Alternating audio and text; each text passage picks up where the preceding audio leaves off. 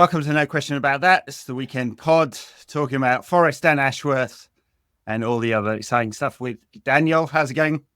I'm good. How are you? Doing all right. Yes, I thought we would stew in the Forest defeat for a bit longer, but that's not the story of the weekend anymore, is it? Well, I know what you mean, but I guess it's all part of the same shit show. I guess. Yeah. Two halves of the same shit show. I don't know. All right. Well, let's eat some of that shit sandwich then, shall we? So, what do you want to talk about first? Tasty, isn't it? It's good stuff. Forest or Ashworth?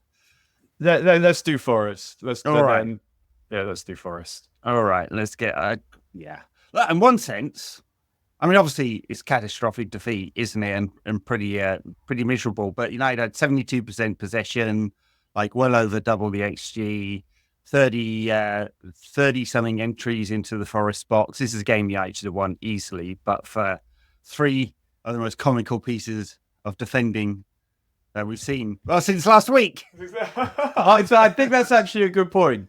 But at the telly and the radio, because I watched it with a mate while I was driving home, they were saying that Forest deserved to win. Now, I agree the Forest deserved to win because they scored more goals.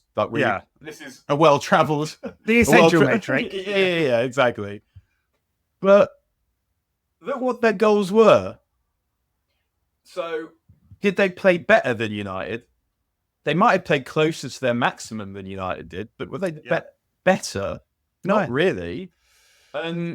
No, and I don't want to, because this could sound a little bit of small time when we're getting into this conversation, but they didn't play very well, Forest, at all, right? If you strip the goals out of it, there was nothing there. But I guess they shut us down quite well in the second half. I think that is probably fair to say. Do you know what? Well, I was watching it and I was kind of thinking, and we'll come back to this, if Rouge was manager, I think we'd have won that game because he'd have played 4-3-3, which I feel suits the players that we have better than what we're doing at the moment, which isn't this isn't a complaint about what Amorim's doing. It's just that if we're going to play this way, and we are, it's going to take time for him to drill it into the players. It's also going to take time for him to get the players that he wants, because it is going to need some new players. So, whereas just playing in the way that we used to playing, I actually think would probably have worked a little bit better. So, when I'm apportioning blame for the defeat, obviously most of it's going to Andre Onana, but because we thought we were beyond this, and we'll come on to him as well, but also currently, and it's a bit like when Ralph came in and he tried to play his 4-2-2-2, didn't have the players, and he doesn't last long before going to 4-2-3-1, but that's not going to happen here. It's going to be this, and this is going to be the only way, and because of that, we're probably going to have to endure some pain and more pain before/if it ever gets good. Yeah, and look, that's totally fair assessment. In fact, Ruben Amorim said that before the Arsenal game. He said that a storm is coming, he said, which I thought was a bit dramatic of him. But I think fair enough. I mean, in one sense, that's very true. In another sense, just in the kind of very narrow sense of this particular defeat, all three goals were totally calamitous and clearly could have been prevented. I mean, you've got the shot that goes straight at Andre Onana and swerves at the last moment. It was an off break that went late, or one of those September Jimmy Anderson deliveries where it bends like a banana after it's gone past the bat. So. It was more. It was also like the Ashley Giles, who was variety. You had the one that doesn't turn and the one that went straight on. It was, right. It was sort of a little bit one of them. Oh, that is a burn. I mean, the Goalkeepers Union on Twitter have been defending Andre Onana, saying it's very late swerve and he's... Fuck off. I know. No way. Come on. David Priest and a few others have been saying it's... I mean, clearly, I think this is not... it's not necessarily a wider criticism of Andre Onana, but just to say that David De Gea would have saved that because he's very good with this late reaction. He'd have kicked it away as well. He'd have kicked it away, yeah. He could have used his feet to stop it. I don't know much about goalkeeping, and David Priest or whoever else know loads more about goalkeeping than I do. Yeah. So I guess I challenged them advisedly, because previously in like the days of Twitter where it was something that people would use to converse, I would say, like, could a goalkeeper tell me about this? And I think that I want more goalkeepers in the studio for that reason, because goalkeeping is a different sport to playing football, and we should have experts telling us about it. But no. Yeah. No. You have to save that. In what world? How would David Priya, not David Priya, how would any goalkeeper? I would have been embarrassed if I'd have let that in. Yeah, well, he did a lot of his career in the Scandi countries, right? He wasn't a sort of super top keeper, but yes, he did definitely save that. And Morgan Gibbs-White said in his interview afterwards, he hit him off bollocks. He's just going to pick that up. He knew that it wasn't a good shot. He didn't give it a sheepish celebration, though, did he? He gave it the full finger wagging, all of that. So there's that one, and there's the Chris Wood goal where it's looped over two defenders and the keeper, and just kind of rolled into the corner. That we can't have that. I mean, it's a great header in that he's managed to direct it, but it dribbles in. I mean, he makes it over the line. It's going so slowly. I thought that was keeper's ball. I mean, clearly he's got to save that. But he just didn't even bother. But I am worried about Martinez. I mean, he's not had a good season. He's vulnerable in the channels and that kind of thing.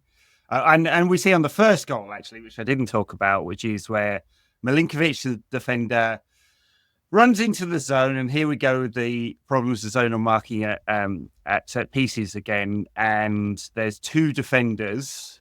So Martinez goes from one defender to the other, ends up on the right defender, Milinkovic, but doesn't get up. He's not in the right body shape to jump at all. Didn't even make it difficult for him. It's just a completely free header. Martinez might not have been there. So, that's on Martinez, all the communication, because there should have been two defenders in that zone. So and Amarin talked about it. He said, we worked on that for 2 days. Clearly not hard enough. I mean, pretty awful. And Martinez also should have done more with the third goal. But it's also, we're not seeing the dribbles from him. We're not seeing the big switches. There's just he's a net negative at the moment, and I don't know why it is. I don't know if it's recovering from injury. He was good in the cup final, but he hasn't really been good since. He should be able to play on the left of the back three quite well. So, especially with his passing, and I think almost the more frustrating thing is how slow he is with the passing at the moment. He's and that may be the movement ahead of him. For some reason, people aren't getting the line breaking passes that we really want from him are actually coming from Matthias de Ligt, who's not really particularly good ball player. He's all right, but he's no upgrade really on Harry Maguire. He's just Dutch Harry Maguire, isn't he? But he was playing the line breaking passes, and in fact, actually carrying it into midfield to make the extra man, so they can make the box, so they can actually outnumber Forest and break through the press. And it's so a lot of that 72% possession that we had. I think if you look, I didn't actually look. I think if you look at the field tilt, it wouldn't be that skewed for us. As in, a lot of that possession's in our defensive third and not really going anywhere. And that was how slow they were. And if that wasn't embarrassing enough, in the message to Kath, it said RIP, Kath. Who needs a comma there? Don't need a comma, yeah. On the big poster, yeah. What sort of club are we? Well, not one that can do the right kind of grammar, apparently. But one of the things that was a characteristic of basically every manager post-Fergie has been shitty starts to both halves. And that's actually been a little bit better since Ten Hag went, but it was right back again yesterday, where they managed to concede right at the beginning of each. And that is mental weakness. I don't really know what else to say.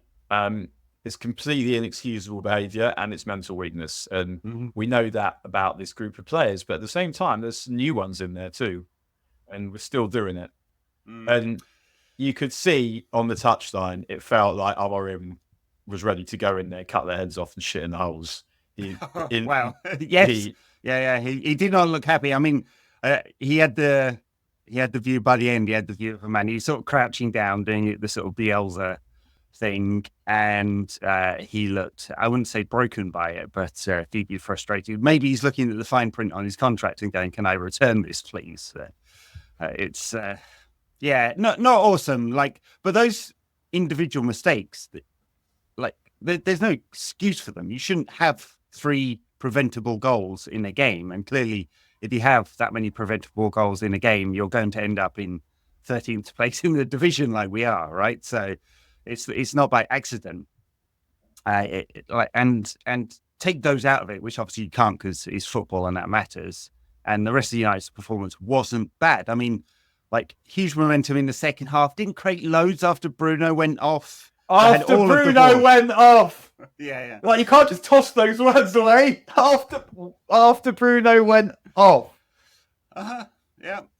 Amorim defended it and said Bruno was tired, and he said Mason Mount scores goals, creates goals as well. I mean, the thing is, Mason Mount doesn't score goals or create goals. Well, he's a good player, but Bruno Fernandes is a top player, and has scored a goal that he also helped create, and was by far United's best player, by far the best player on the pitch. Yeah. So we're not, unfortunately, in a position where we're able to remove him. And I know he wants to protect him so that he's fit, but I would say that when you're chasing an equaliser, you've just got to bite the bullet. You've got to accept the fact that he's extremely fit and hope that your method will work well enough so that in not long, there'll be other games where you can rest him or bring him off early. But he doesn't need to play on Thursday. I mean, he shouldn't play on Thursday. Okay, so I don't think I agree with that necessarily, because if you're Amorim and you're thinking about it, Ox, and it's 65 minutes also, it's quite early, it's quite a lot. There's like half an hour to play without your best player. I understand what you mean, but it feels to me like if I'm Amorim or if I'm Amorim's bosses, who we know who these guys are, he's probably got to prioritise the Europa at this point. It's United's best route into the Champions League for sure, yeah. So he does. It's just whether that one matters that much given the other games that we're playing. But Bruno, you're right. Bruno, totally United's best player, the most creative player, scored a brilliant goal, which wasn't just him, of course. I mean, it was a great team goal, and picked him out. I thought the ball was going behind him at first, but nice strike into the corner, best goal of the day. And Bruno playing further forward gets in the right positions to do that kind of thing. It felt like that was the first team that he picked yesterday. I mean, I would have Mazraoui, not Dalot, and I definitely didn't see anything in Dalot's performance yesterday to change my mind on that. Goodness me, thought Dalot was crap again. Yeah, he's aggressively average at everything. Dalot is and brilliant at nothing, and except maybe the running. I mean, he's physical, isn't he? He can go up and down all day. Amorim seems to love him already. We'll keep saying it with Dalot that he offers a lot of different things, but he's not good enough at any of them. Yeah, exactly. So he can do a lot of things, just none of them well enough. But I mean, it's not the worst thing about this team, because ultimately, yeah, he's playing on as fullback or a wing back, but he's also not the future of any team that is trying to be good.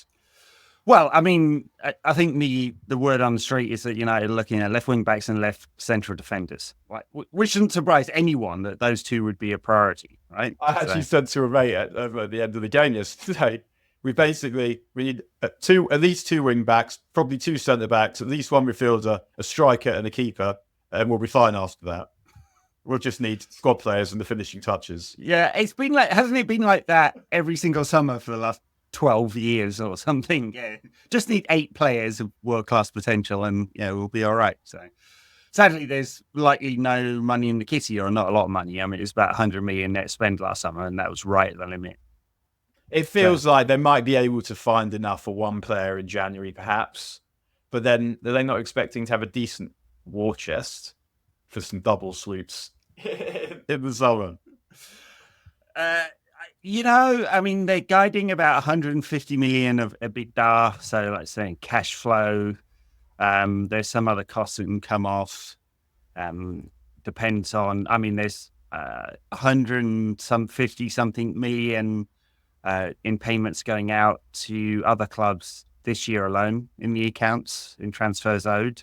The club owes 537 million net debt and 400 and something million in transfers overall over the next few years. So like the the financial position isn't awesome. It's really hard to tell exactly what the FFP position is. So you have to guess, basically. But I would be surprised if they spend more than 150 net next summer. They could really do with getting off, like even if there's a one-time pain, getting some of the really big ones off the books, especially Anthony. And I would Casemiro. say, well, to me, like the one who looks vulnerable, we said it before, but it's Garnacho. You think they'd consider selling him? Yeah, I do. I mean, it's weird because he's actually played quite a lot of football under Amorim. He's given him room to hang himself. I don't see where he fits into this team unless it's at wing back, and the fact that we haven't seen him there yet suggests it's not going to be a wing back. No, he tried him because he immediately converted Diallo to a wing back. So he's someone that part of the way you would tactically work your team is in order to get him one-on-one with a fullback. That's what you want. You want him carrying the ball. You want him one-on-one with a fullback. We're shoving him into space, into crowds, and that's not what he does. He's not playing well, and his best performance under Amorim was against Bodo Glimt in the second half, when Dalot inverts to allow him to go wide. But I guess that looked like a temporary solution. And also the team that we picked against Arsenal, which, and I'm not, I mean, I think we did think Garnacho was going to play. And what I found was weird about that in particular was not so much that the Garnacho didn't play, it was all that Ahmad didn't play. Because if I looked at that Arsenal team, I'm thinking, where can we get at these? And the answer was obvious. It was Zinchenko. The guy's not a defender. Like, he's a really lovely technical footballer. He's not a defender. And we played fullbacks on both wing backs, which I understand because we had problems at the back, and we're trying to negate their ability to create from out wide, which we did. I thought Malacia did quite a good job with Saka in the first half. Yeah.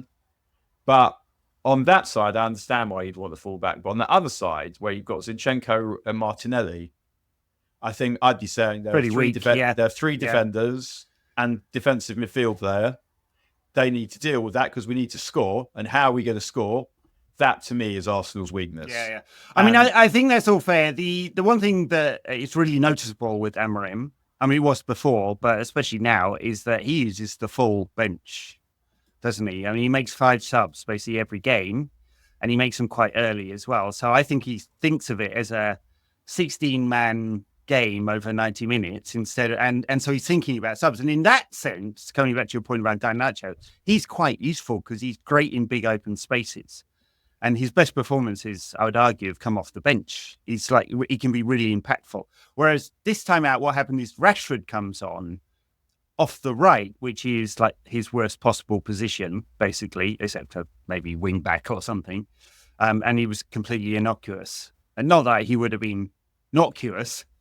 Is that a word? I'm making it. Coming off the left because he's not made much of an impact. I mean, I know he scored 3 goals under the Amorim era, but the performances haven't exactly been like, they haven't told us that he's back, right? I'm not saying he would have been great off the left, but it was odd that he came on the right. And like, so it still feels like Amorim's just trying to work out everything. And that's why he played so many players, and it's like 6 changes every game. And we praised him for the self-confidence in the way he makes changes last week. But yeah, I think the changes the last 2 games have made the team worse. Yeah. We were doing quite well in the game against Arsenal before he started mucking about. And similarly against yesterday, I wouldn't say we were pounding Forest or anything. It wasn't an onslaught, but the changes did not improve anything. No. Well, did we have a shot in the last 20 minutes? Can't remember. Maybe we had that header from Dalot that he decides to take on from 15 yards. Yeah, mad. And then we had that cross. That shot where he works a good position and then he decides he's going to bang one into the top corner from 20 yards. Yeah, all right, man. Yeah, full on conversion that one wasn't it? Mum. When was Bruno's free kick against the bar? That was second half at some point, wasn't it? I can't remember exactly. No, that was the first half. Was that still the first half? Yeah. And like for all that, and probably United's possession in the second half was even bigger than 72%. I mean, especially in that last 20 minutes, but didn't do an awful lot with it.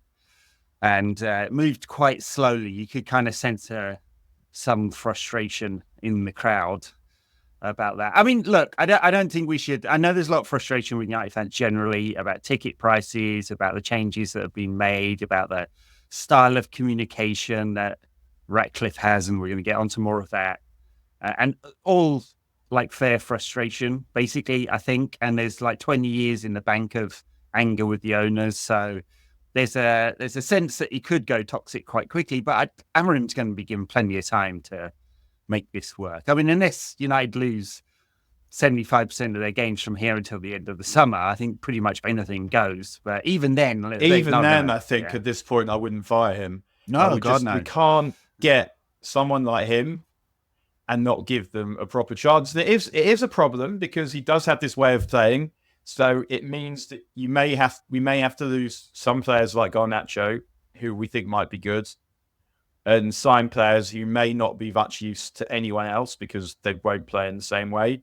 But we've gone with this guy now. He's earned the opportunity, I think. So here we are. Yeah. Well, we did say right at the beginning that we were unsure about Garnacho's stylistic fit. And I think that's really true. I mean, I think he's got his potential for a really high ceiling. He should score more goals given the positions he gets into. So he's not an efficient finisher. That could come with time, might never come. But it's unclear exactly where he would play across that front three. It's not obvious. I mean, it's more obvious than Mount and Bruno are those like inside, those advanced 10s or inside forwards than Rashford and Garnacho in Amorim's system. Although he did play with fast players in his sort of wide forward areas.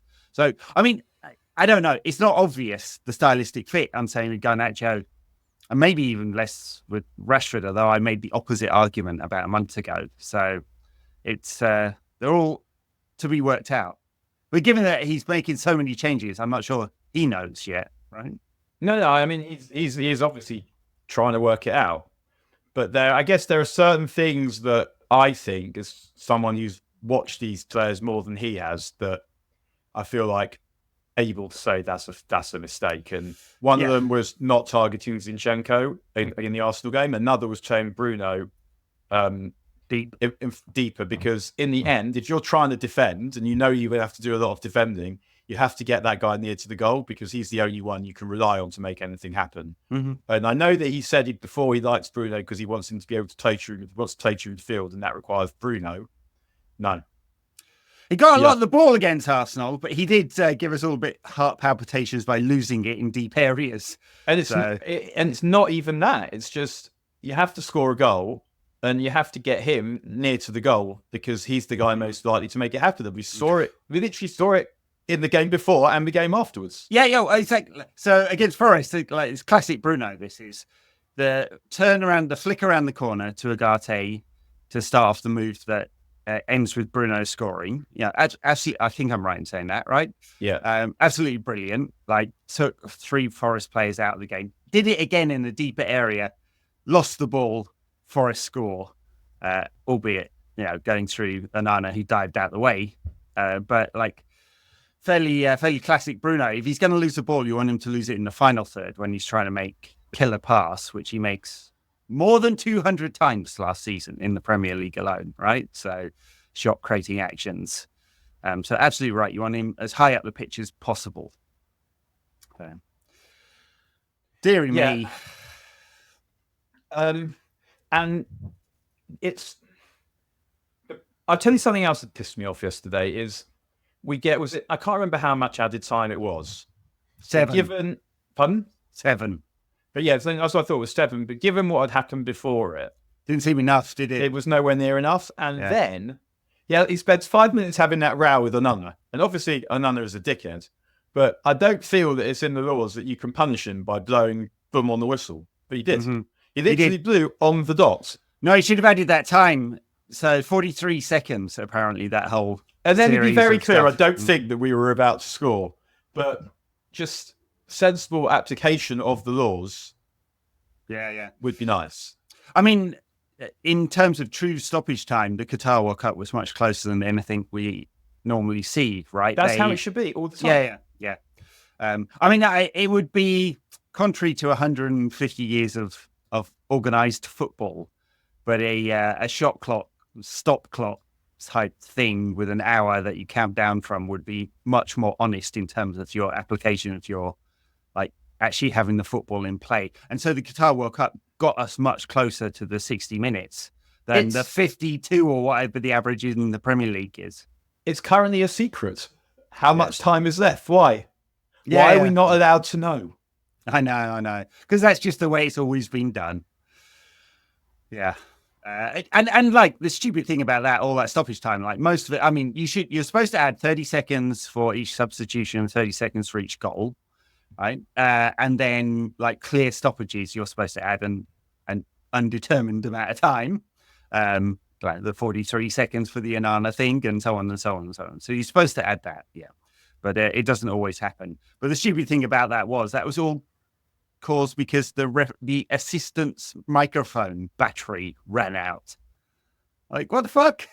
Test them beforehand, dudes. It's happened in another game when it was the VAR went off, right? In one of the other games, not a United game. Yeah, dearie me. All right. I think we're bored of Forest already, aren't we? Shall we talk about Ashworth, Ratcliffe, and shenanigans in the exec suite? So, like, isn't this classic post-Fergie, post-Gill wilderness years? Can I just say one more thing? One more thing on Forest is that kind of goal that Højlund scored is the kind of goal that we need to see Højlund scoring. Most of his goals have been bangers, and you don't really want your centre-forward to score bangers. I mean, obviously they're helpful, but you can't veer them bangers and be a proper centre-forward. You have to deal nice scrappy rebound. Has to be tap-ins. And so it was good to see him scoring that kind of goal. And if he can start scoring that kind of goal, then he can be a player. And having to go and bust loads of money on the centre forward with all the other shit that we need is not helpful. I like him, but we probably will. I think there's a player. We probably do. He's one of those who he does stuff sometimes. You'll be like, of course, there's a player there. Mm-hmm. And then other times when you forget he's playing, and you think, well, I know your teammates are dickheads, but it's not good enough that you blame them for your inability to get into a game because you've got to find a way. He needs to run the channels more and not be a physical number 9. I think Ten Hag gave him a year and a bit of the wrong instructions. Basically, he tried to play him as a physical number 9 in the Chris Wood mold instead of running the channels and making space in the Gokeres mold, right? So, but that's also partly, I think, because we're struggling to play through the thirds. Yeah, we are. Yeah.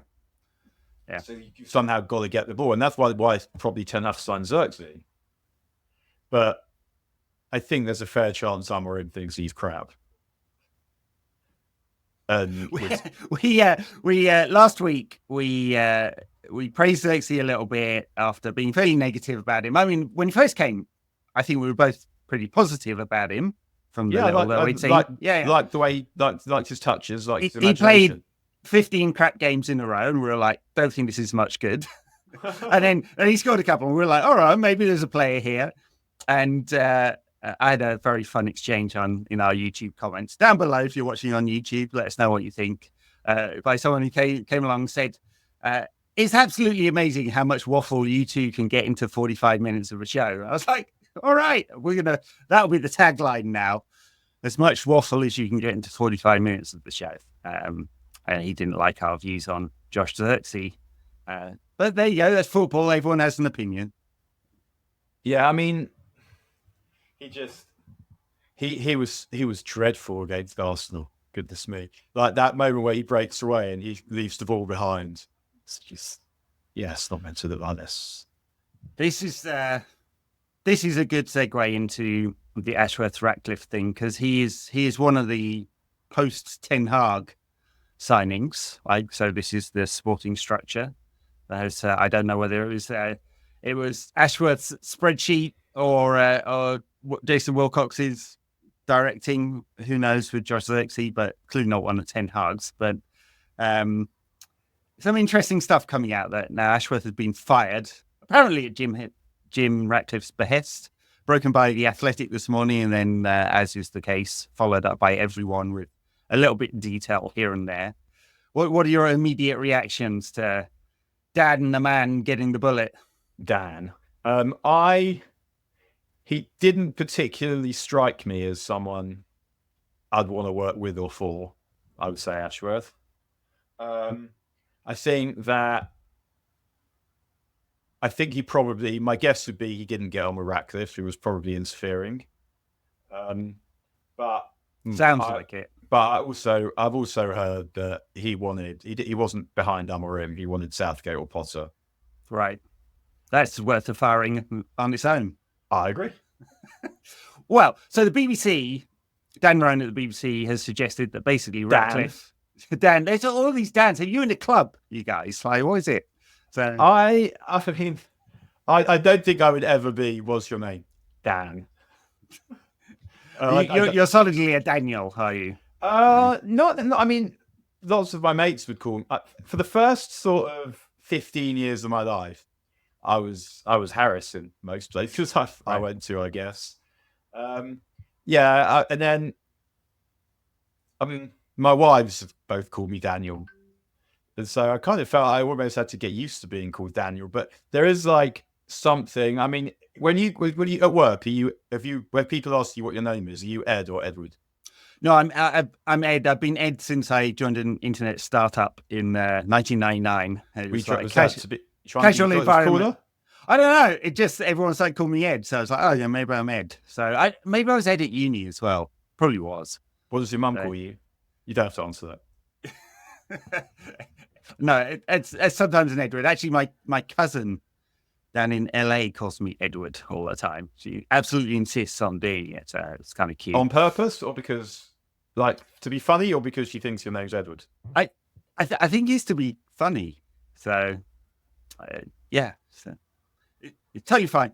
Edward just sounds too royal, doesn't it? I don't really like that. So. It is quite royal. Is your mum into the Windsors?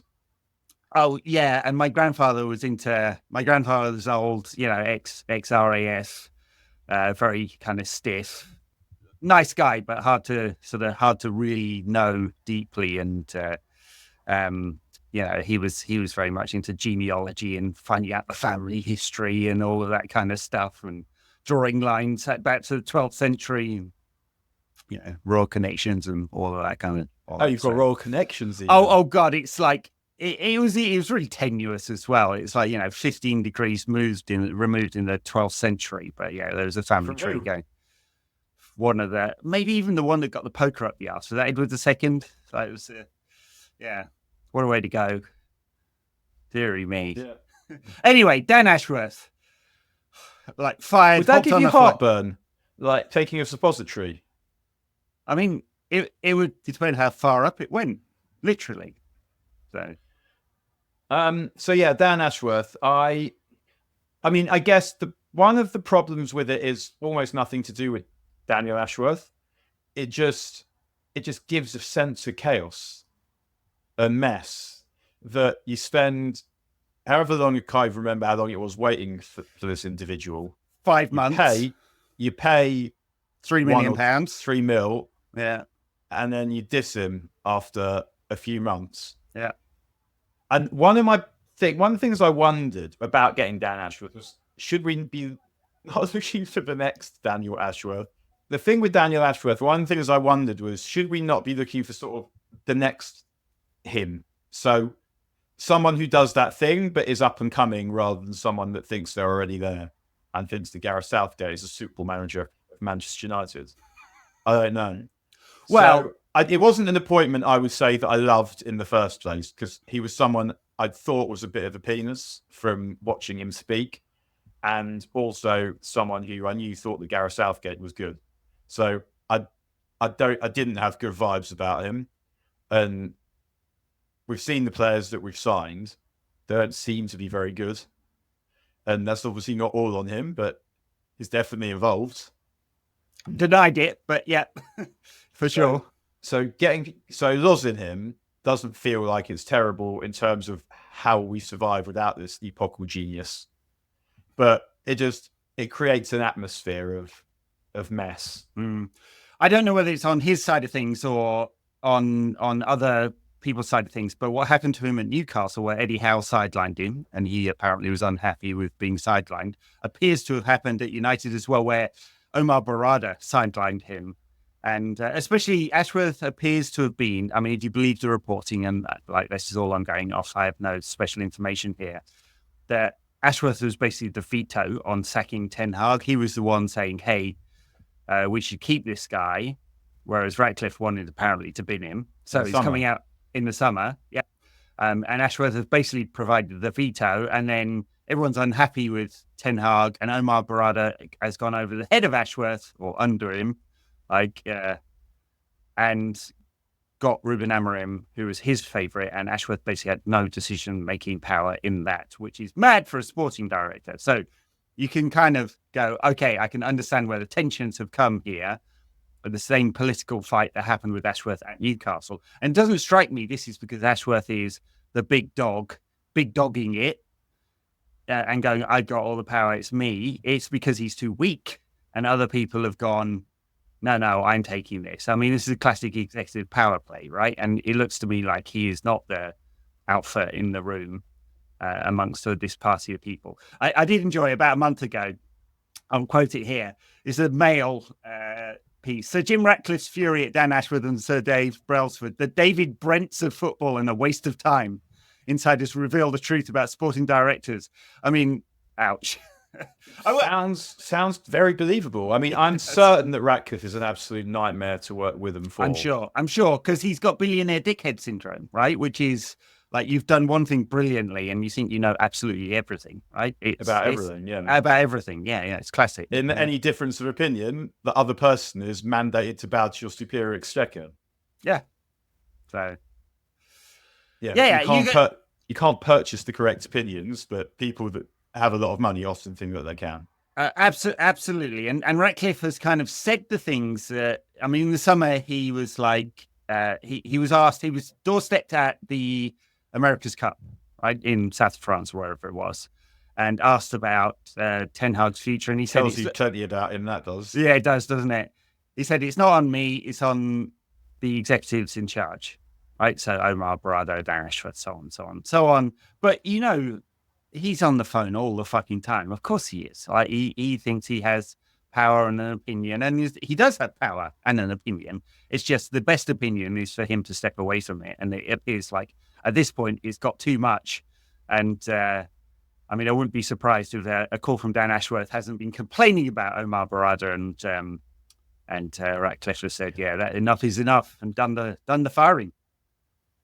Yeah, I mean, we'll see, because also, if Ratcliffe's being difficult as far as Ashworth's concerned, there's every chance he's being a prick to Barada as well.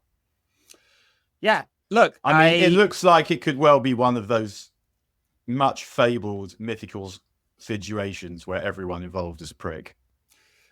Well, we've had quite a lot of that. The same happened at Nice, by the way, where they turned over a lot of coaches and executives in the first 3 years there. As they were trying to sort of sort out, I mean, they had his brother Bob in charge at some point, and now he's ruining Lausanne instead. Yeah. So a bit of nepotism, cronyism, and like odd decision making from people who don't know what they're doing, like Ratcliffe. Because I was going to say, I'm sure he's a nice bloke. I'm sure he's not a nice bloke. Actually, I'm sure he's not a nice bloke, but he is a billionaire. And he feels like he's not a nice bloke, but he is a billionaire. Yeah. And he is a billionaire. Let's get the right conjunction there. He's not a nice bloke, and he's a billionaire, and he has an opinion on everything, right? I suspect, remember when Elon Musk a few years ago said he was a United fan and kind of was trolling online, pretending he might make a bid. He didn't, thankfully. But if he had, he'd have appointed himself by manager by now, right? You know, like there's so many, especially in Silicon Valley, when they've been successful at investing or building a company, there's this kind of messianic quality. Ratcliffe's done it differently, but he's the old private equity guy, right? He's very hands-on, and you can see all those touches on United with the cost cutting, and he's also a dickhead. So there we go. He said he was interviewed by Andy Mitten for UWS. Great scoop for Andy Mitten. He's a very long piece. A few of the quotes have come out in the mainstream press as well as the as this month's mag. And He talked about the price rises, defended it by comparing United to Fulham and saying we shouldn't charge less than Fulham. Not a good look, Jim, at all. United, very different beast. He also completely dismissed, not for the first time, the women's team and said what we all believed to be happening, which is they are focusing on the men's team and the women's team is coming second, which I thought was pretty offensive, but not surprising because he said something similar a few times before. Talked about it taking a very long time. Said they got a great coach now. So, I don't even think it's about, with the women's team, it's about prioritizing one or the other. Like, it shouldn't matter, right? Every football club prioritizes the men's team. It isn't that. It's that you can do both. You can look after the women's team really fucking well and make sure that they have everything they need and all the players they could possibly want and everyone's played properly and looked after. That is possible to do with a club the size of Manchester United. You can do it. Well, the £1.5 million that United will make from this price rise this season, which seems trivial. 1.5 million. And when you think you appointed Ashworth, so you should pay that out of your own pocket and leave the fucking tickets alone. Too right. Yes, he should subsidise those tickets personally by buying his box at Old Trafford like Roman Abramovich used to do. That's such a con. Anyway, unbelievable that you can get away with that, but you can. In fact, Ashworth should just buy one seat for £1 billion. There you go. That's all United's problems. The 1.5 million would equate to a 20% increase in the women's team budget. 20%. Like the equivalent at United would be to stick another £200 million into the men's team budget. So, yeah, it's possible to do both. And the problem that we have is, he can obviously do what he likes, and the pressure that would need to be exerted on him to change his mind on the ticket pricing, there probably aren't enough people that are asked to do it. Yeah, there's been some protests. There's a banner there's a 58 banner in the Stretford end again yesterday, second game, saying your debt, not ours, which is very true. I mean, United will spend about £22 million servicing the debt this year, but none of it it's just interest, right? It's not getting paid down. Those senior secured notes mature, I think, in 27. I think I'm right in saying that. I said this on the last pod and forgot to go check it, but in a couple of years' time, that will line up quite closely with the time period where Ratcliffe has an exclusive period on buying the rest of the shares. Like, depending on how Sir Jim's legacy project is going, not well, I would suggest so far. That might, like, the debt repayment and the full purchase might all come at the same time, would she? I mean, even just something really little like the whole of Old Trafford going, Jim Ratcliffe, you're a wanker, when he's there. Because he is doing this for ego. That he wants his legacy to be the guy that made United great again. Mm-hmm. But if his legacy is the whole of Old Trafford calling him a wanker, I mean, I'm not saying that he isn't hard enough and unpleasant enough to not pay attention, but just little things like that, because it also will create the kind of atmosphere that doesn't help foster the success that he's after, because he's obviously hoping that United succeed and then that just covers over everything. Mm-hmm. But before that success happens, he's in a bad position. Mm. So, and like, in a sense, I don't feel any sympathy for him. I understand why they're doing this kind of things. United are in a difficult financial position because of a decade of bad financial choices, right? Not just bad management choices. So we spent far too much on failed transfers. Our commercial revenues have basically not gone up in 6 years. United have made £400 million of losses in the last 5 years, haven't made a penny of profit since before COVID. This is a company that in any scenario is failing, right? This is IBM before the transformation to the cloud. This is, this is Boeing right now. This is a company that is failing to produce what it should produce, a formerly great company that is not doing it anymore. So United are in a very difficult position when the thing they should be doing is making an elite football team. The thing that Sir Jim Ratcliffe keeps saying is we have to make an elite football team. And as Ruben Amorim said, we're a massive club, but not a massive team. Like, the thing you need to make it a massive team or a elite club again is for all the management decisions, like for resources to be applied properly Like, so they feed into the engine and the flywheel of success here at this club. And none of those things have been working. And that's the turnaround. It's a really difficult one. And all these sort of edge cases of like making a few £1 million revenue increases out of ticket price rises, or cutting travel expenses, or firing 250 people, all of that kind of stuff is like all really incremental on its own. So I totally understand why he's doing it. It's hard to agree with any of it, but they are looking at all the priorities and going, okay, where can we eke out a few more pennies in order to waste on some twat in the summer? Yeah, and in the end, like, there just has to be a different way from what they're doing with the ticket prices and taking people's jobs away from them. Like, what sort of success is that if that's what it costs? Yeah. No, it's a very difficult pill to swallow, that one, and one that perhaps we shouldn't have to. On the ticket prices, definitely we shouldn't have to. And of course, like, the worry is, as Ratcliffe says in this interview with Mitten, is it the thin end of the wedge, right? So we're talking about 3% of tickets going up to £66 this summer. Is it all tickets rising next year? Probably, right? I mean, it's the trend amongst Premier League clubs. And of course, they will be looking at this and going, every single other Premier League club is putting prices up. Arsenal and Spurs, especially, are making more out of their stadiums than United are. Like, we're falling behind. How do we keep up? Let's fuck the fans. So that's the thinking. And unfortunately, the fans, it is, that will be fucked. Yeah, it's not good. All right. What do you know about Viktoria Plzen? I know nothing. I haven't even thought about it. To reinforce that commenter I mentioned on YouTube earlier, let's waffle on about a team that we know nothing about.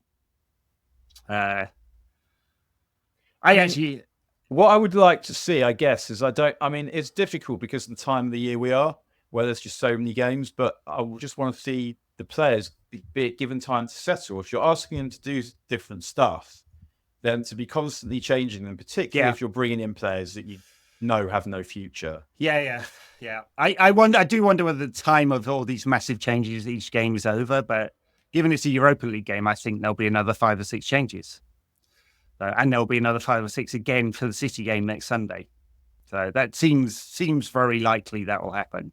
But yes, should we be getting closer to not the same 11 each week, but something more consistent?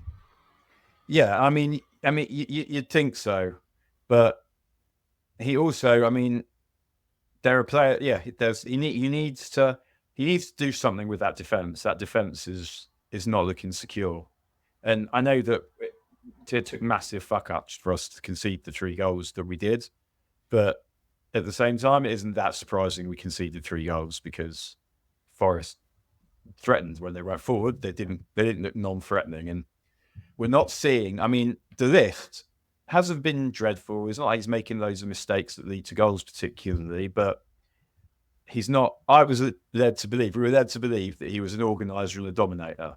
I'm not seeing either of those things. No, in fact, Ruben Amorim brought Harry Maguire on and praised him for his ability to dominate. So, which is how the tables have turned. So, talking about financials, Harry Maguire, Casemiro, and Anthony, get those 3 off the books, and you free up about £500,000 a week in wages and whatever you can get in fees for any of them, right? And I would suspect that United will make those decisions, but on Saturday, Maguire came on, did all right. And De Ligt has not been transformative at all. He's an all right player.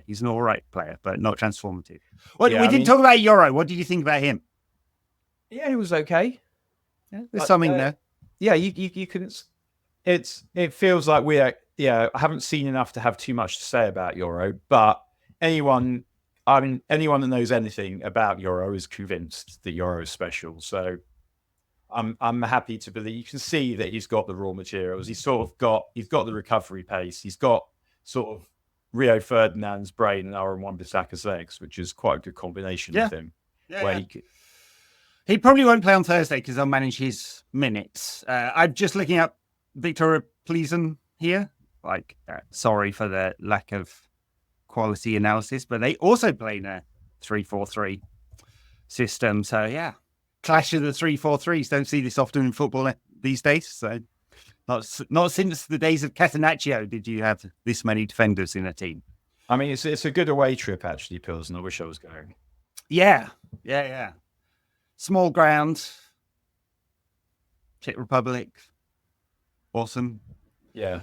Like lots of I think they do. I think they have wine in Pilsen. I think there'd be some quite good wine to be had, actually. That's not normally what United fans on the road are guzzling, but it'll be the Pilsner, I imagine.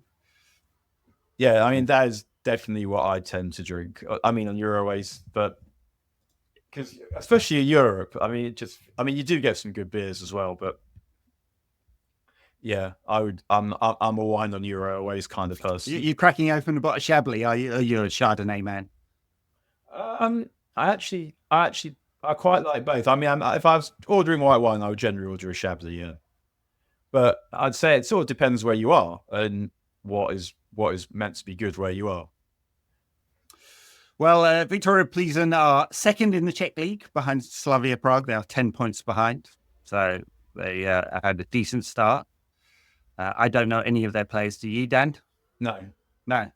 Great, awesome analysis, lads. Awesome. We should fuck these guys over though. Surely.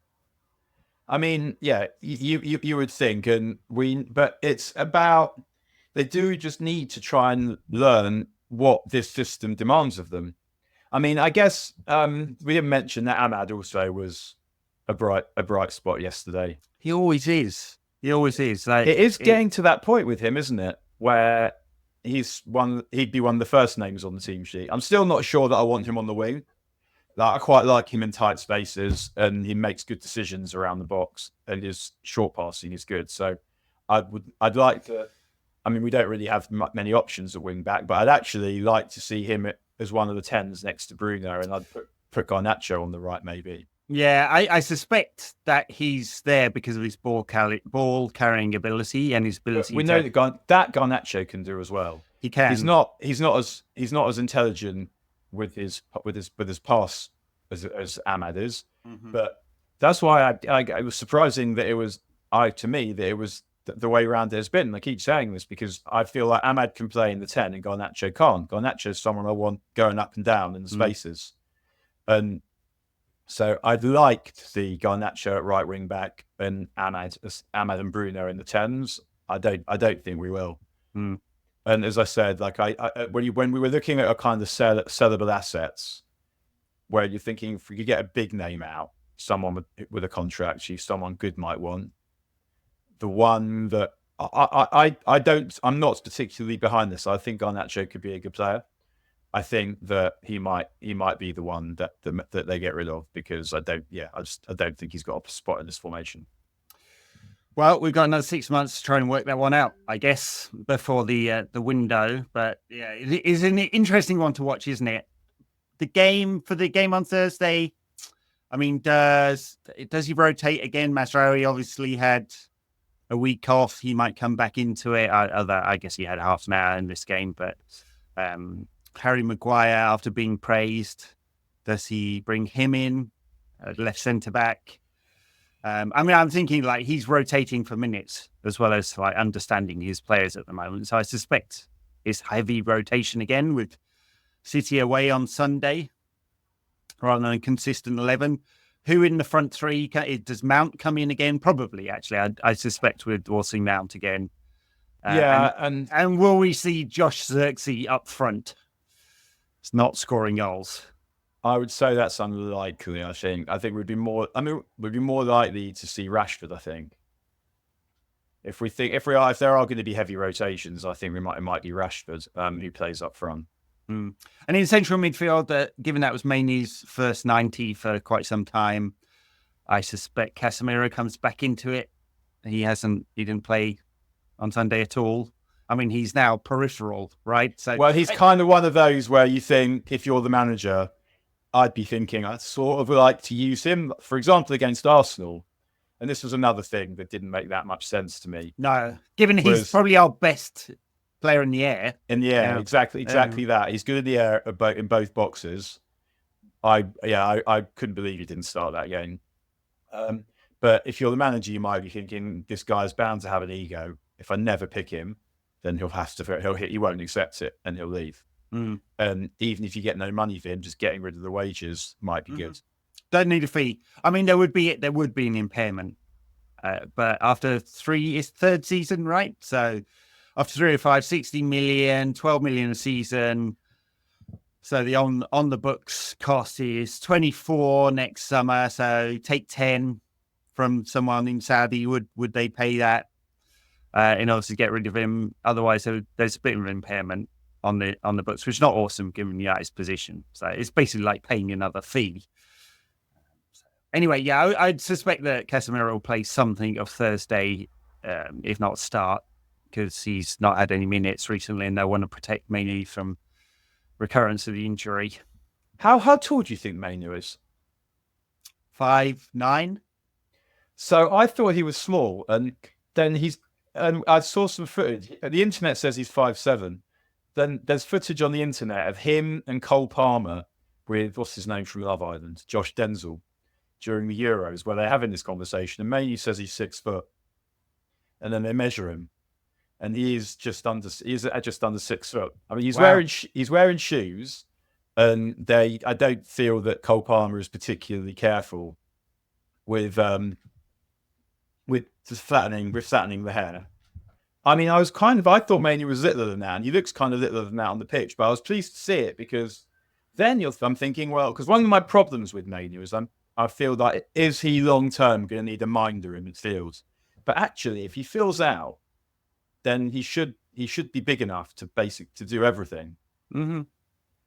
And his problem, I feel, is he needs to get on the ball more often. He needs to get on the ball more often, and he needs to play more progressive passes. He goes backwards 90-70% of the time. So, I'm not making that up. His data kind of shows that. So, yeah, it needs to be braver with the passing, which Ten Hag was trying to push him to do, and just a bit more physical, and that may well come with time, the ability to get around the pitch. I mean, he's fortunate in Ugarte, he's got someone who covers the ground really well. Like, I'd say he doesn't do much else, but he was involved in that Bruno goal, played nice ball inside the channel. Right, but that would always be this, like, it's quite rare that you sign someone who's proper fucking useless. You have these players. I mean, I don't know, Dan. In the last 10 years, how many players have we signed that are proper fucking useless? There's quite a few. Who was useless? No, useless is not the right word. But Falcao was useless. Yeah, but his leg had fallen off. Schneiderlin was useless. Yeah, he was properly useless. Yeah. But we knew that before we signed him, and still signed him. So. Yes, there's a lot of players that are sort of good at one thing, but didn't work out. And Ugarte is also, he's the kind of player whose style means that there'll be some games where you win and you think he's actually played a real important part in that, because he's that kind of mouser. But it's just, if he's one of your midfield players, you're asking so much from the other one if you've only got two. And that's the risk. Because he's limited. Yeah, absolutely. That's the risk with Mainoo and Ugarte in midfield together, is there's not enough coming. There's not enough forward passes, which is why I think Amorim tried Bruno at 8. Like, he's looking to see who can make those forward passes. And to me, it just makes more sense to just tell Mainoo to pass it forward. I refuse to believe he's not capable. He's totally capable. I think it's a mental thing at the moment. He's playing it safe, right? He just needs to Amorim needs to give him the room to take those risks, I think. Because I guess one of the other things we're thinking about is when we're discussing which players we need, it's almost all of them and some subs, is, do we have any of what Wenger would call internal solutions? How near are the younger players that are just below? Can we get anything out of any of them in the next 18 months? Yeah, well, he's had Kolkani on the bench a couple of times, a left-sided central defender, big 16-year-old, physical, good passer of the ball. A lot of the youth watchers really like him. I think that's kind of understandable given the United have problems in that area. He's trying to integrate him already. And then all these just brilliant forwards we've got in the under-18s who are just sort of making their way into the 21s right now. The Yankineri just can't stop scoring.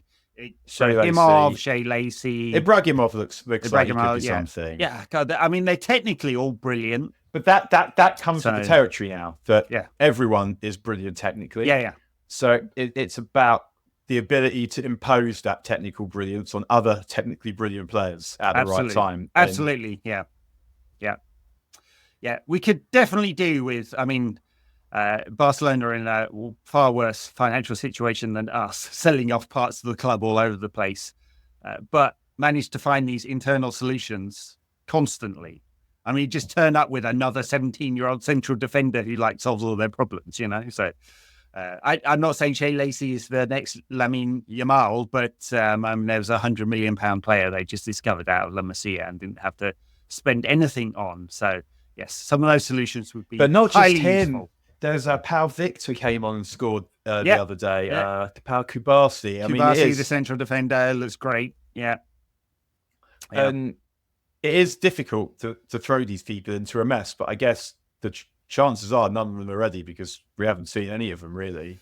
Yeah, and it doesn't strike me that Amorim is scared to use those players. I think he would if he thought they were good enough. He had 17-year-olds it had a couple in his Sporting side, right? So there we go. All right. I think, are we done? I think we may have run out of things to say, Dan. But I guess. We've waffled on for an hour. Thank you for listening. You can find us at Patreon and on YouTube if you're not there already. You can find Daniel on Blue Sky, not on Twitter because Elmo has nuked his account. So this might actually not be the case because I've now seen someone posting as me, not with my login, with a generic login. The handle. Like a weird... Yeah. The login is not at Daniel Harris now. That one now is available. Someone took it and now I think it's available. But your old following is with the at POOL something. Yeah, whatever it is. A photo of me and someone's posting highlights of United against Forest. It's quite weird. So somehow you got suspended or your account got deleted. Or I've just been hacked. Or have I been hacked? I don't know. Well, you can, if you've been hacked, you can go to Twitter support and say, I have been hacked and someone stole my account. I guess you didn't have two-factor authentication on there, did you? So I don't know. So when I log in, my Auth app pops up, right? So someone cannot steal my Twitter account. I'm sure there's some clever listener who's now going, I bet I can. I bet I could. I'll show you, Edward. Yeah, exactly. Your Highness. Yeah, I wish to be called this in future. Yeah. So yeah, it's if it has been hacked, you should be able to get it back. If your account got deleted, they're made available immediately. So this happened when we changed our name from United Rant and Rantcast to No Question About That. I didn't think to keep the old handle. Go get it again when I changed the name and it became available immediately and some other guy got it. Luckily, he was a fan. I got very irate with him. And he was like, I'm just keeping it for you. So I was like, sorry. Yeah. But I didn't realize this. So it could well be that your account got deleted, became available. No, but then the old handle would be available, but the follow account shouldn't be. It's very odd.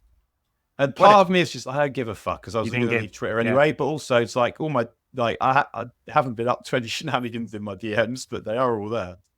All right, everyone. That's it for this week. Thank you very much for listening or watching wherever you are. We'll catch you midweek. Bye now. Sarah.